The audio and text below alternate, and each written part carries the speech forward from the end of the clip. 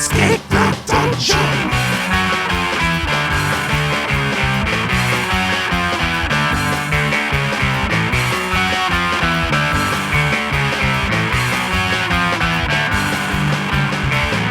Hello, everybody. This is Escape the Dungeon, the podcast where we ask you to join us as we explore the world beyond the world's oldest role-playing game. My name is Mike Cripps, and I will be your host and game master, and I am joined by three stellar players. Zach Brass. Hello. Dom Brass. Yo, what the fuck is up? And Nate Brass. You know, I never got the stellar thing because we were playing a space game. Stellar, I never realized that before. I think I called that out in the first episode. Each season we will be playing a different tabletop role-playing game. This season we are playing Scum and Villainy, a Forged in the Dark game published by Evil Hat Productions. How is everybody doing this fine Monday evening as we record? I don't know. I think I'm sick or something. I'm feeling pretty good, honestly. That's good. My allergies have been, kicking my ass lately. Like, I go for a walk outside and I'm just immediately sneezing constantly. Yeah, that's rough. Actually, my allergies haven't been too bad so far this year, but we'll see how it goes because maybe I'm just becoming immune because that's how allergies work, right?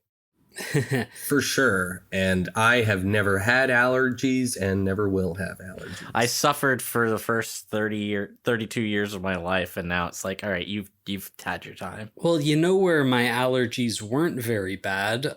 Zach, when we were in New Orleans. Yes. I wasn't sneezing at all, and we had a great time. Yeah, no, absolutely. Well, that ocean breeze, baby. That fresh Gulf air.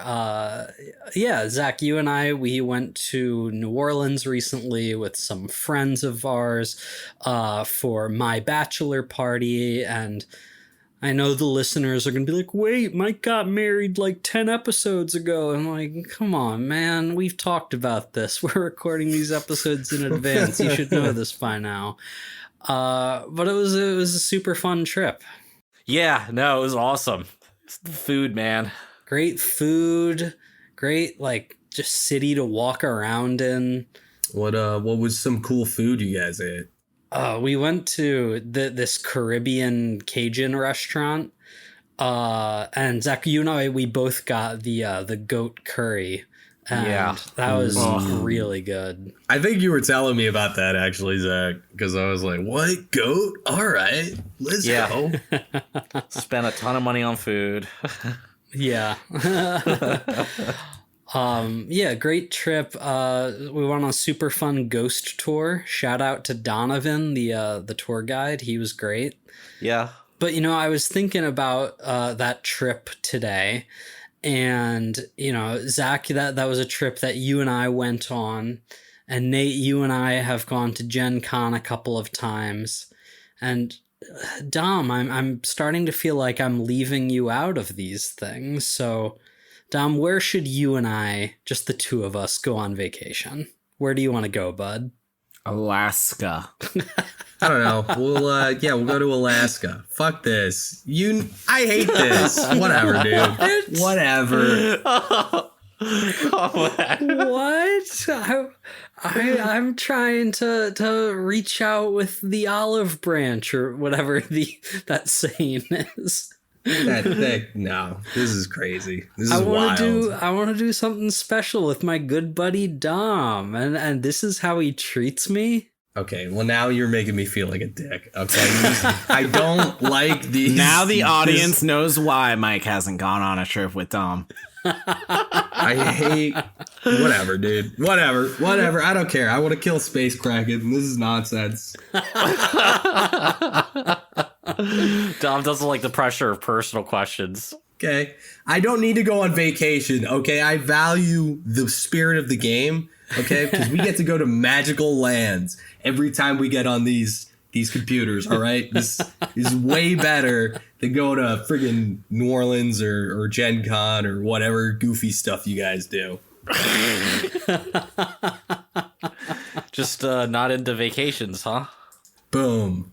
Shots fired, okay?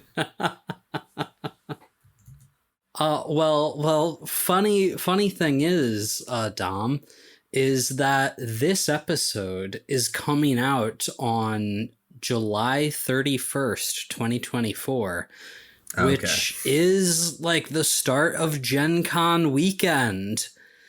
And I'm super excited. I'm going to be there again this year. I know that you guys have not really committed to that just yet, but maybe you'll be there. I can't tell you for sure yet. It's a busy year. Oh my god, these weddings are ridiculous. And there's one I'm definitely pretty sure I probably can't make, but if I can figure out something, it's a pretty big wedding. But at the same time, you know, there'll be another one. It's like, you know, forget whatever. I'll try to go to Gen Con, Mike. This is yikes right now, but I think it'll probably be one of the things I go to because I don't think I'm going to go to this one wedding, which would kind of fuck everything else because it's like... Really bringing down the mood. What I was trying to say... Oh, fuck. What I was trying to say is, hey, listeners, if any of you happen to be at Gen Con this weekend, feel free to hit us up on social media. I'll be paying attention to that. And, come say hi. Maybe I'll find something to give out if you let us know that you're there. No promises. I made t-shirts. I was gonna say stickers. But maybe we'll have stickers. Maybe I'll buy a beer to the first person who says that they're a listener and can prove it by showing the downloads. I want to see those receipts before I buy you a drink. Let's go. I need proof.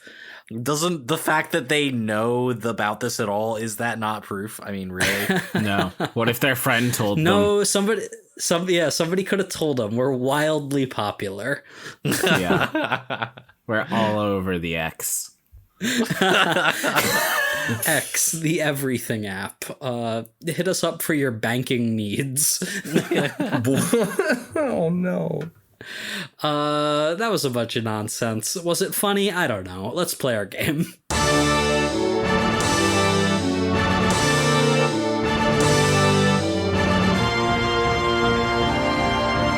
Welcome to the Procyon Sector. Crash, Cypher, and Gorpheus have met with the hegemonic mother, the enigmatic leader of the Cult of the Seekers. Fortunately for our favorite fortune hunters, the hegemonic mother offered the crew impossible rewards should they find the last 2 artifact keys the cult desires. Our crew acquired themselves a spiffy submersible and delved into the deep, dark ocean of Mem in search of a key. Can our crew survive being out of their elements? Or is this the final watery chapter of the Phoenix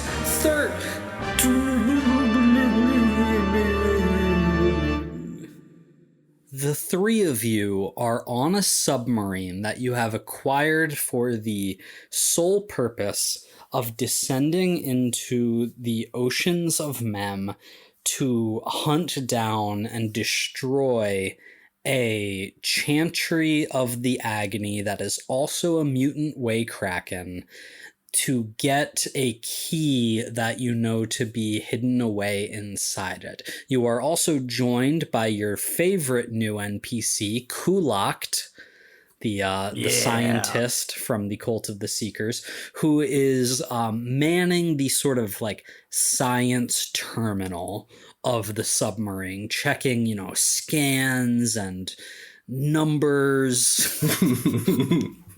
Different science. He's got like a couple beakers for some reason. Yeah.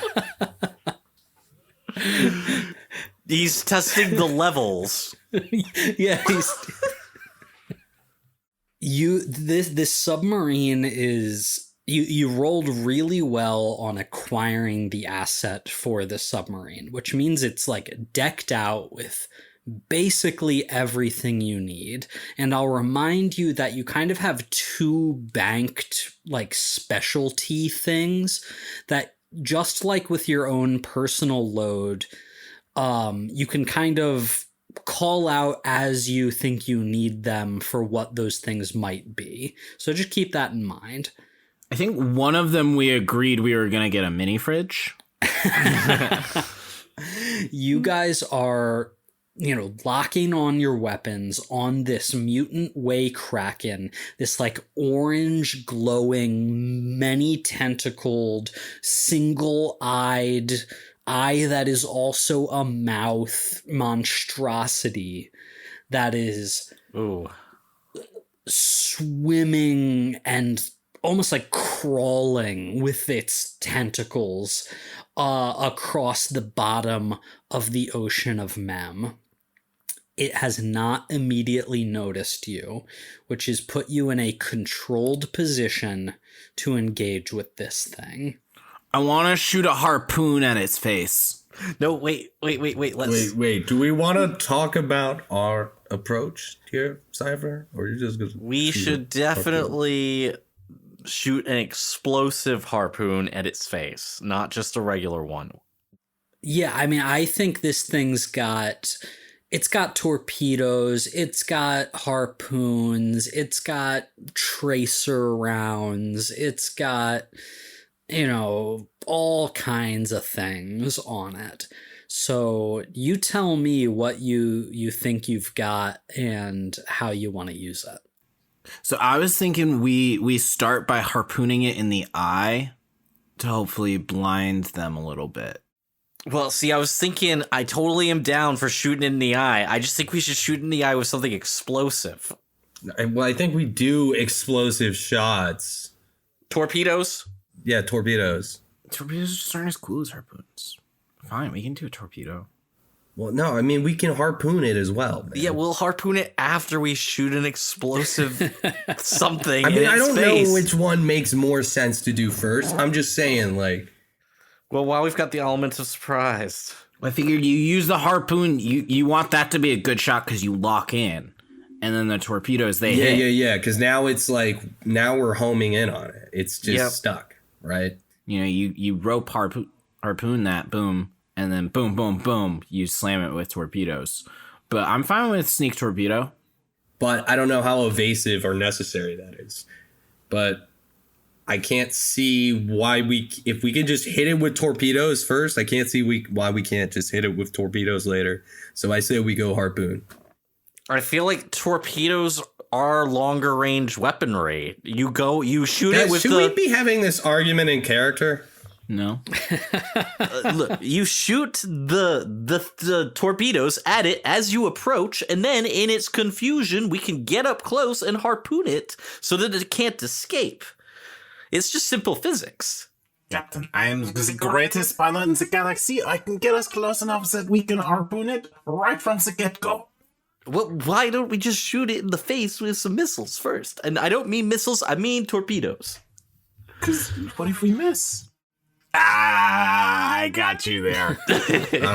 God, no, wait. I thought that was a good question. Like, so what's the plan after we shoot it? We shoot it in the face a couple times, and we drive our submarine in its mouth?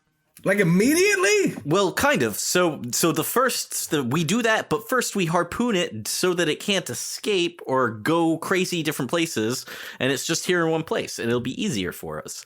Yeah, I mean, I think we just blow the whole thing up as best we can. From the inside? Yeah, I'm with Cypher on this one. It makes more sense to do it from the inside. I think we keep that as an option, but don't, hopefully it just blows up and dies here. So let's just, Yeah, hopefully. Hey guys, I really don't mean to pressure you or make you rush or anything, but according to all my scientific data, it looks like we're getting pretty close to that thing. You're right, and you are so smart. All right. Ready the torpedoes. Readying the torpedoes. Aiming the torpedoes. Firing the torpedoes. Would that be a helm roll? Sure. Yeah. Let's call that you are in a controlled position from your engagement roll. This is like a colossal space ocean monster. Even with the like relatively good quality that you got on your asset, I think it's going to be limited effect. But what I'll offer you is if you want to use one of your two like upgrade points, we'll call them, to just sort of generally increase the quality of everything even further. I think I'm cool with that, and that bumping you up to standard. I mean, I'm totally cool with that if you guys are. Yeah. Sounds like a plan.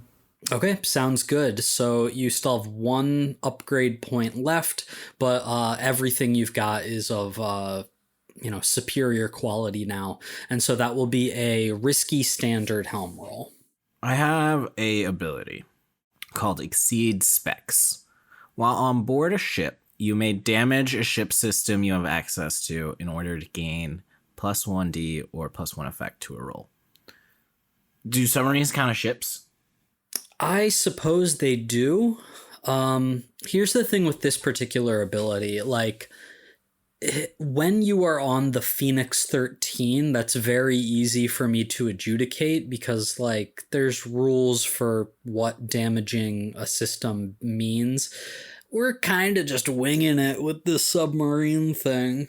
So here's my idea. And let me know if you like this or not, Nate. I will start a clock. Let's say 8 segments.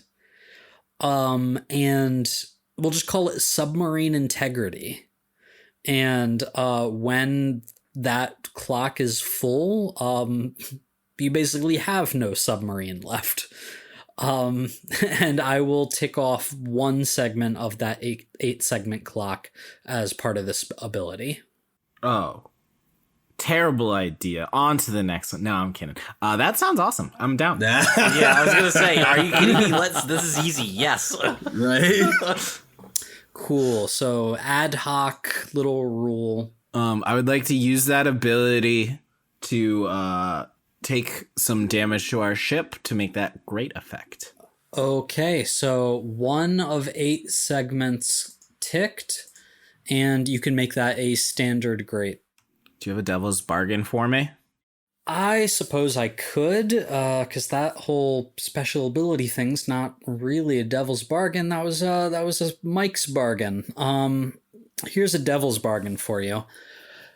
Damaging these systems here will release like a very mild electronic pulse around the submersible, which will agitate some minor sea life down here. Not anything that would be like too bad of a threat, and not something that would not also be bothered by the mutant way Kraken. It would be sort of introducing a lesser third party to this conflict. I'm sold. Let's do it. Okay, great.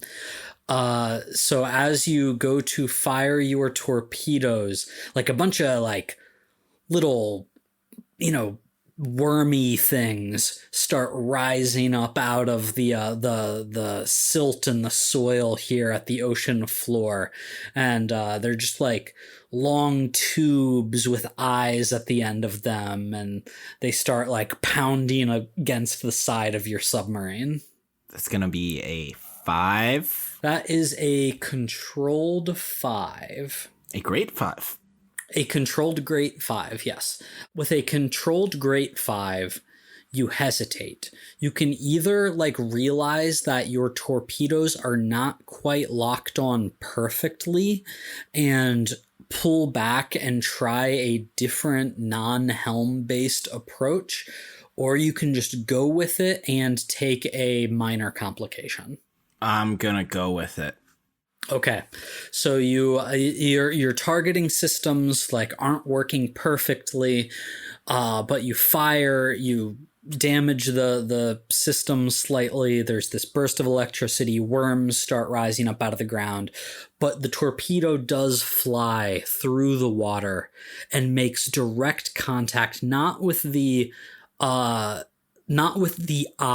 directly that you were aiming for, but like right next to it. And so the minor complication I'm going to do here is just reduce that back from great to standard effect. I am going to say that we are going to start another clock here. This is going to be, let's call it a 10 segment clock. That is going to be basically Kraken health. When you fill up this clock, all 10 segments, the Kraken will be destroyed, retreating, whatever makes sense for the narrative. You'll have one, basically. And I am going to mark 2 segments of that clock for standard effect. Just a boom, and you see the chitinous body of the Kraken, chip and crack from the impact of the torpedo, and that one orange eye sort of flitters around trying to make sense of what happened before it stops on you. Bring it on, big guy. The Kraken starts to make its way slowly through the water directly to you. With each movement, a shockwave of water rippling in your direction and causing debris and dirt to rise up from the ocean floor, obscuring your sensors. What do you guys do next? Quick, Orpheus, use your crazy space magic to cast stun on him or something. I'm gonna try to use my side dancing ability to try to fuck with the guy who's probably controlling the Kraken, or maybe the Kraken. I'll try to go for the Kraken, maybe? I think you should go for the Kraken. The Kraken, okay. We'll fucking see. Because this is kind of a... Whew. You're pretty amazing. I think you can handle it. Oh, thanks, Captain. I'm really reaching here, though. All the pressure's on you, just make sure that we get out of here alive. Let me be honest with you. I do feel like you're really reaching here. So walk me through it, like what you are actually trying to accomplish with this action. So what I actually want to do is I want to just sort of weigh Link with either the leader of the cult inside of the belly of the beast, or the Kraken itself, and I essentially want to fuck with its sensory output if I'm able to, by risking linking it to myself. So I'm just trying to kind of cloud its mind.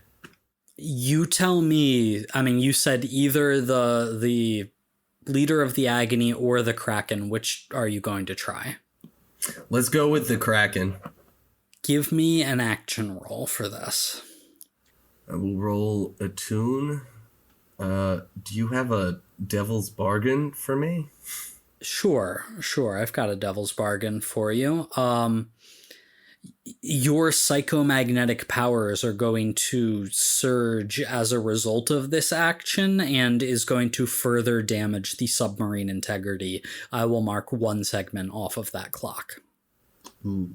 Let's just do regular. I'm gonna play it safe guy. Do you want to use a gambit? We got 2. We have 2? I guess I can use a gambit. Okay. You can use a gambit. I'm going to set this as controlled limited. Oh, all 5s. Right? That's a 5. Okay. So just like with Cypher, you hesitate. You can either realize that this is not going to be as flawless or as effective as you might have hoped and try something else, or you can do it and take a consequence. If I try to recuperate, does Crash have something to do instead? You could try it with the other guy. Yeah, but you can't use a tune. You could try that. It's basically what the you hesitate ruling is you can't do the exact same thing again. Oh, okay. Yeah, in that case, I'll try to target the guy. That seems like a cool trade-off to do a different thing. Okay, make this this is also going to be controlled limited. That's a 5. Let's go. Fuck it. Yeah, so I mean, same thing. You can either realize that this idea is just not gonna work like really all that great, or you can get whatever benefit you can from it and suffer a complication. Yeah, I back off, realizing that I just don't have the power to kind of figure this out. Yeah, I think what you're trying to do is ultimately too complicated, just intense for you. And you're also just too far away. There's too much of a barrier in between you and what you're trying to do. Maybe as you get closer, maybe as you create openings, that might be more effective. But right now, the way is lacking for you. Yeah, guys, I don't think it's happening. That's fine. We're going to take evasive maneuvers and then see if we can pin it with the harpoon. Aye, aye, Captain. Okay, so as the Kraken starts to move towards you, the sea roiling in its aggression, you start to take some evasive maneuvers. Let's get an action roll for this. Scramble? If that's what you want to roll. I guess we just have to helm, huh? You know, that's ships. What is this? Helm risky standard? Controlled standard is what I'll set that at, including your boost. 5. Okay. Same thing. Not getting that 6 yet, but also not getting a 1 to 3. So again, you're still in a pretty good position as far as this Kraken goes. You're far enough away that you're not in great immediate danger. Do you want to go through with the evasive maneuvers, accomplish something and take a consequence, or try and come up with another plan? Hang on. So I want to look around. Is this just like empty ocean, or is there like anything surrounding this area? There's the worms, obviously. Yeah, I mean, you're basically at the bottom of the ocean. There's not a lot of structure or anything. I would like to kind of maybe we should try and position the ship in a way that the worms might come in contact with the Kraken first, and we can use them as fodder. So my idea, I like that. My idea was rather than a helm roll, we try a skulk roll. And because Cypher obviously planned for this, and as our nifty little flashback that's happening right now indicates, Cypher set up like our own ink trap on the submarine, and we burst out ink and then like hide and like lower towards the ground, and then kind of like sneak off so it doesn't see us. Yes. I would like to ink trap the squid. Can I aid him in his role? Well, tell me, is this ink trap idea, is this what you want to use your like second upgrade point on? Or do you think you have another means of acquiring this? I have spy gear.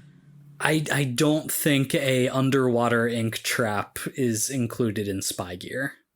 Well, but I think the idea is to use that as a flashback and try to take a stress for it. But yeah, I guess what I'm getting at is that sounds like a very complicated flashback to me, which has like a pretty good stress cost to it. So I'm asking, ultimately, do you want to pay like 2 stress for that, or do you want to use your second upgrade point on it?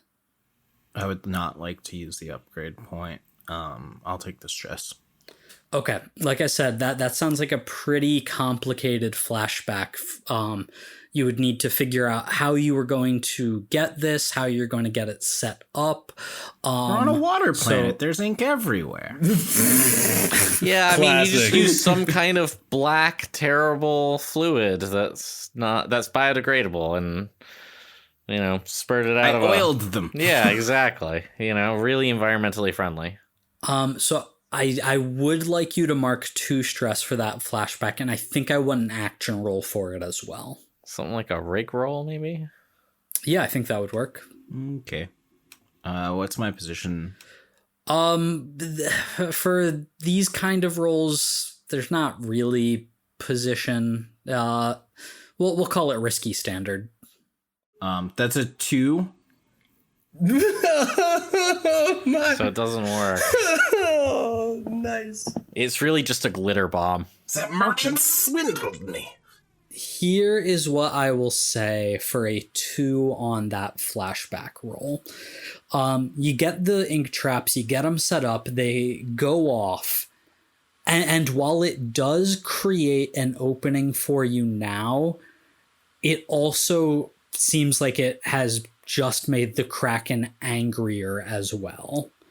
So this will provide a bonus to Crash's next roll for whatever he's trying. But after that, regardless of the result, I'm going to reduce you from a controlled to risky position. All right, well, we were doing that to kind of, distract him and kind of disappear underneath them a little bit, like maneuver, sneak under. Yeah, it didn't work. It didn't do that.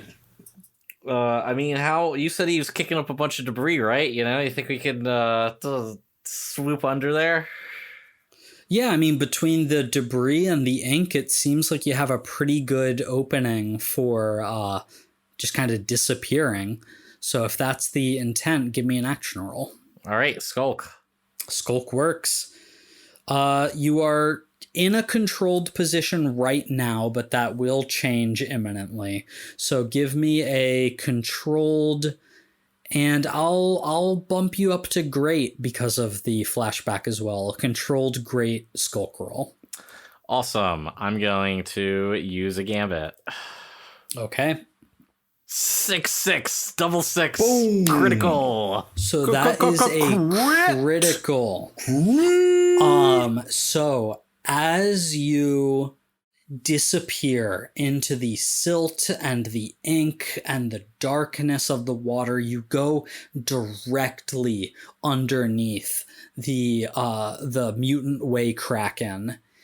And the agitated worms start like rising up out of the soil and start wrapping themselves around the tentacles of the Kraken as well, sort of like tying it up, making it stumble. It's clearly, even in the water here, presumably its natural environment, just kind of a big, clumsy beast. And you are able to use that as your advantage. I am going to mark off 2 more segments of the Kraken health clock, bringing that up to 4 of 10, as you lure it into this trap and the worms start harming it. You disappear. What do you guys do next? I think now that we're in like kind of its blind spot, what if we release some like underwater mines Totally. that like float up? So if it like starts moving around too much, it like starts hitting them, and then it's like, whoa, where did that come from? Where did that come from? And Yeah, it starts release to some fall around mines it. just like right under its underbelly. I love that. It is like tossing and turning, and its tentacles are flailing about. So even though it doesn't quite know where you are, you still have to be really careful with your maneuvers just from these wild swinging tentacles. So that's where the risky position is coming from right now. So give me an action roll here. What are you going to use? Rig? Rig a trap. Yeah, rig works for me. Let's call it risky great, right? You're getting it in a weak spot. It doesn't know where you are. You guys are really on top of these things. Nothing bad has happened yet. So Just another day at the office, gentlemen. Risky great works for me. Can I damage our ship to get a bonus die? Yeah, if you just want to keep going at that.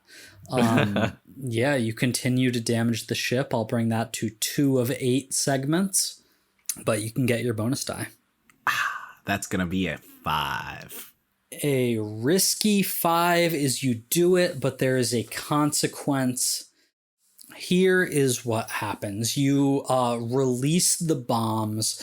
They go up and like right as you are getting out from underneath it, they detonate, just boom, boom, boom, boom, boom, like just a dozen explosions. And you watch as the Kraken sort of tilts over onto its side, being pulled down by some of these worms. And I am going to mark off 2 more segments of the clock, 6 of 10 on Kraken health. And it is flailing about. It is lunging with its tentacles, and more of these worms are coming up out of the ground as well. And between the lashing tentacles that now start to wrap around the submarine, and the worms that are sort of rising up from underneath you and sort of inserting themselves into the cracks in the submarine's plating.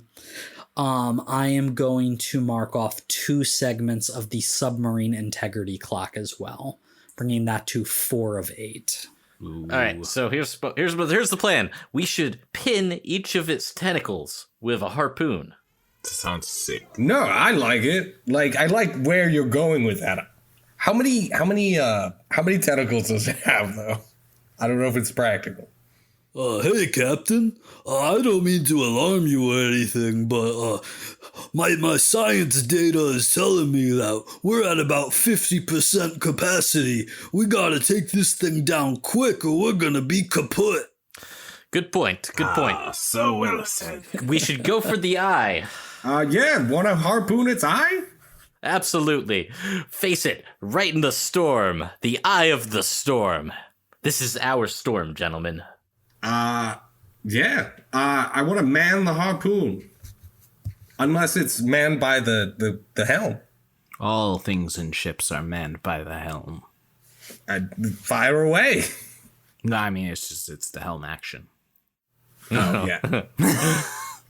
Yeah, I think that's fair. I can roll helm. That's fine. No, I'll do scrap. What am I doing? Jesus.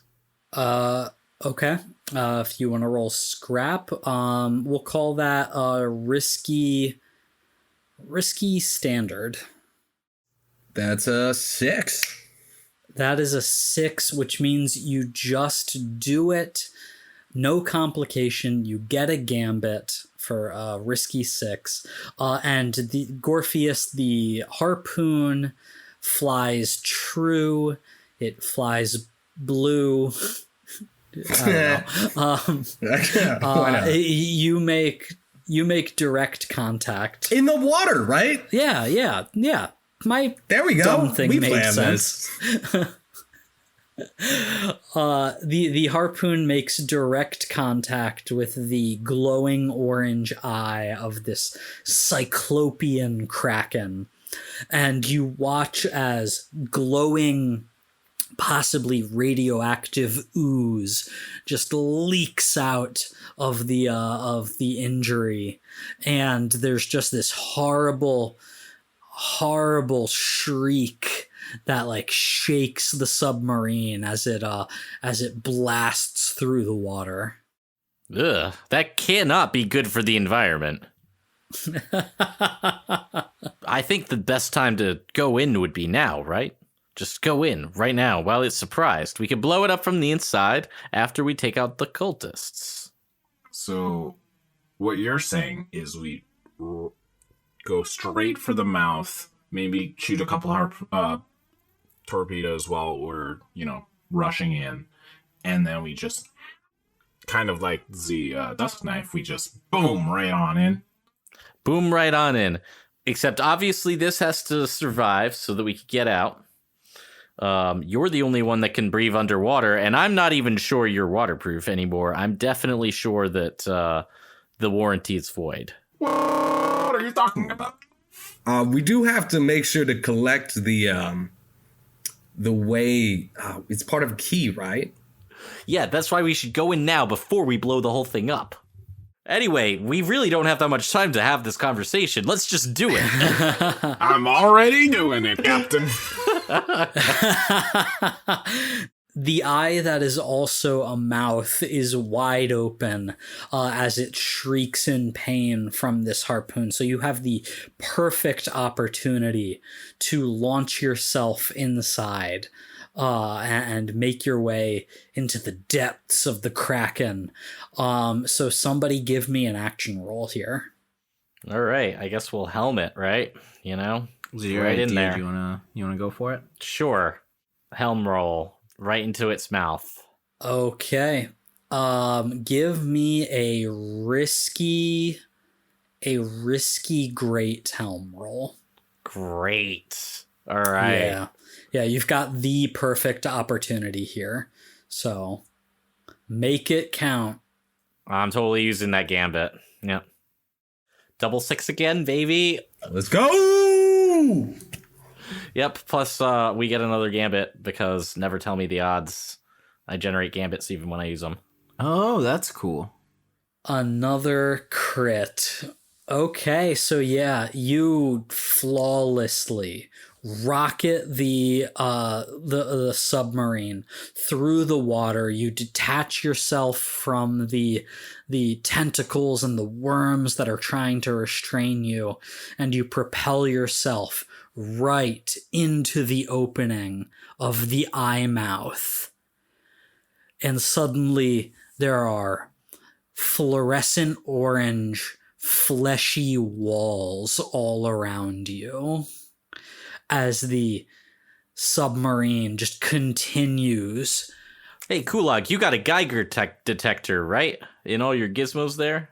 Oh, yeah. And he's pulling out like all his different equipment that he has here. He like throws an abacus over his shoulder and a microscope and a seismographer. And he finds the Geiger counter, and it's just going buck wild.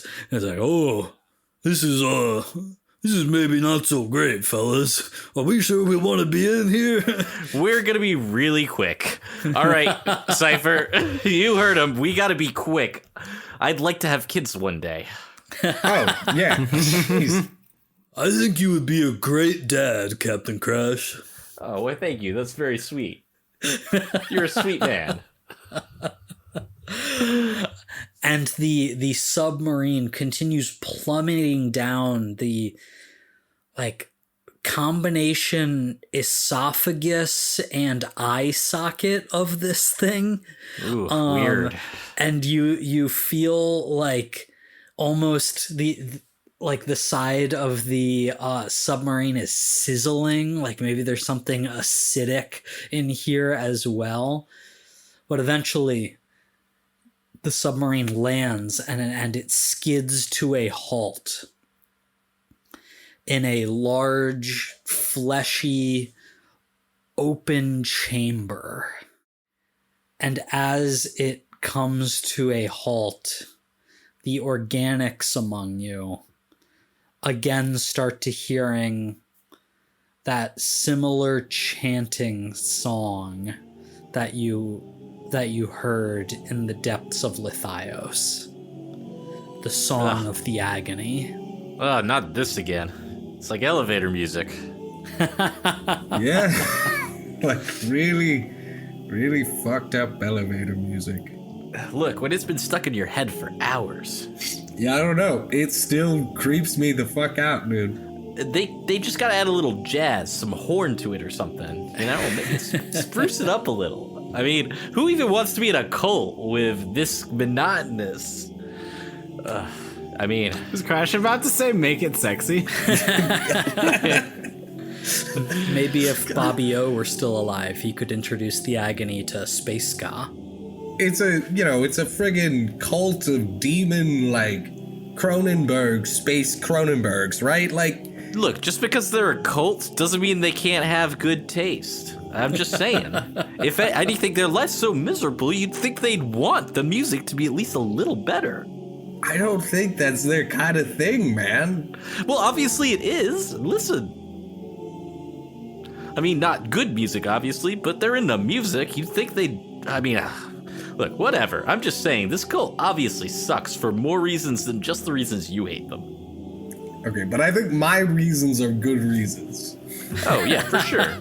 The music is not what I would like. I'd be like, music. Hey guys, my sensors indicate that it seems like whatever chamber we're in here, inside the Kraken, it seems like it's actually airtight.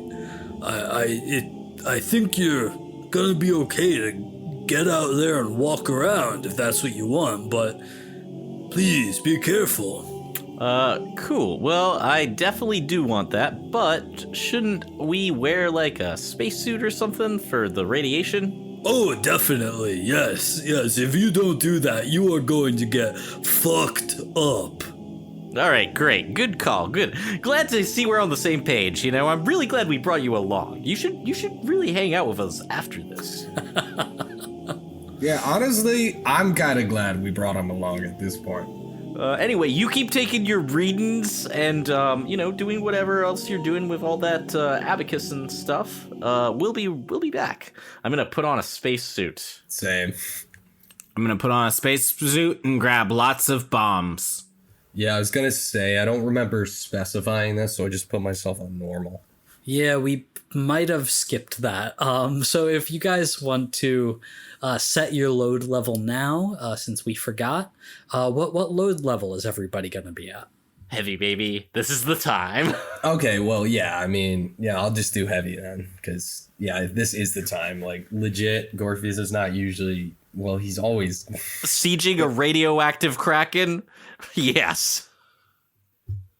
We're taking everything we can. Gorpheus is always at heavy load anyway, so even Yeah, on it's the pretty diplomatic well, I did missions. light last time to kind of like, even it out, and then I got myself in a one-on-one match with the king of the pirates guy, whatever. So is everybody going heavy, Cypher? Yeah. Yeah, makes sense We're to me. assaulting a Kraken. I gotta. So you guys hop out of the submarine. The hatch opens up, and one by one you step out into the radioactive stomach of the mutant way Kraken, and you can see that you're almost like up on a quote-unquote hill, a hill made of fleshy organ substance. But at the bottom of the hill, in the valley of this place, which is like undulating with the movements and life of the Kraken, you see an elaborate building made of metal and stone that this creature must have swallowed up. It's beautiful in a way, just like the chantry in Lithios was beautiful in a way. But you surely know what waits for you there as you begin to hike down the Flesh Mountain to the Agony's Chantry. and we will pick up from here next time on Escape the Dungeon.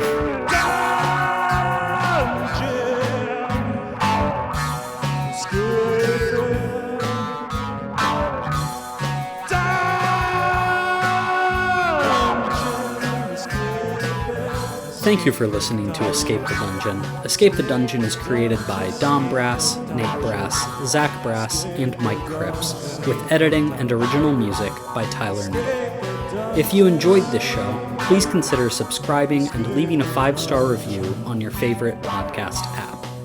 To find us on social media, go to escapethedungeonpod.com.